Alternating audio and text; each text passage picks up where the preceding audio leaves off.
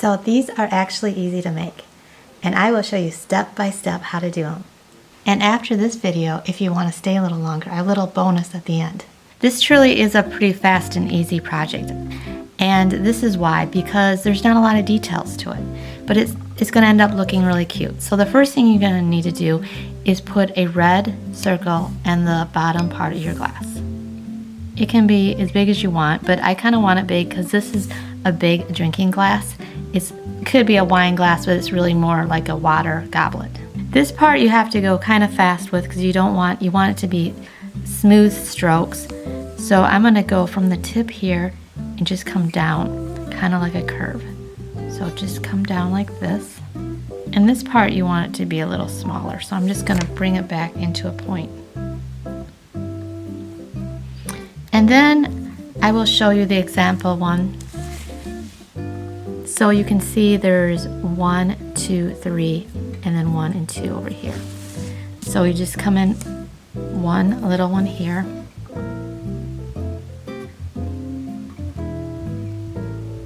And then up a little bit further. And then the other side, I will go with 3. So 1, 2, and 3. So you press down on it and then you just kind of lift up so it goes into more of a point. Then I like to go back into it a little bit just to finish off the edges here. This is a holly branches. I'm going to first use this metallic gold, and instead of this brush that I just used, I'm going to use a little smaller roundy brush. This one here. Eyeball this too and just go 1, 2, 3, and then I'll just do one more right here. And this kind of gives you a guide where to put the leaves and also the berries. Plus it looks pretty. Now for the leaves, I'm going to use this color, and it's kind of a lighter green, a lime green maybe. It's real bright and festive, so that's why I like it. And I'm going to use a little smaller brush for this.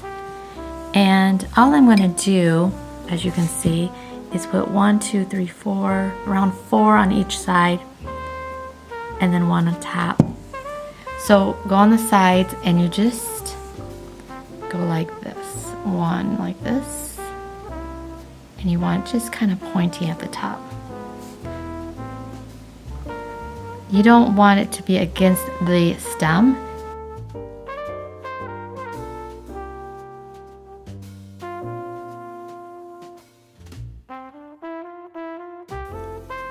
And now I'm going to put red berries on here, and I'm going to use the same size brush with the same red color. And I'm going to do them in clusters of 3. Here I'm going to put 1. And then 1 over here a little bit further. And then 1 closer, like this. So kind of like a triangle pattern. This one up here is a little bit further apart. So you just eyeball it, what you think it looks best aesthetically.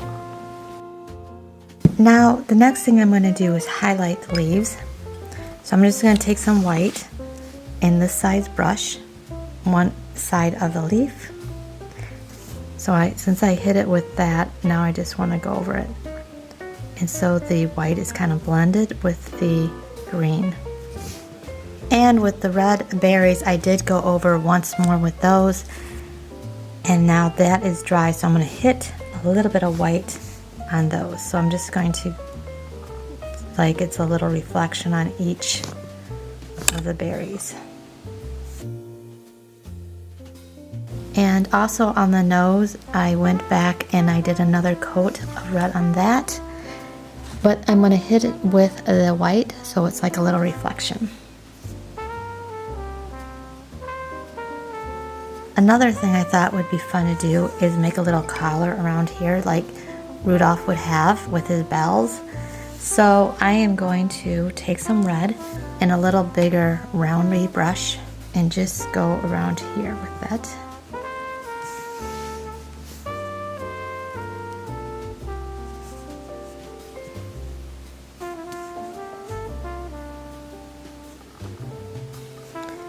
and I will have to wait for that to dry before I put the gold on for the bells. When all that is drying, I'm going to put some words here and some holly. I'm first going to put the holly here, and I think I want to put the holly back here more. And to do the hollies, I want a little bit of smaller round brush. I'm going to do another one over here.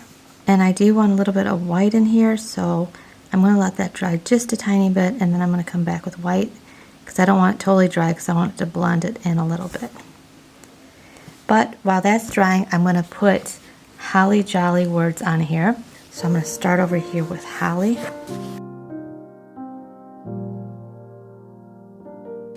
And let that dry. So I put a little bit more white in with the holly, and now I'm going to take the end of my paintbrush and just put a little bit of red in it and do the little berries. So 3 berries.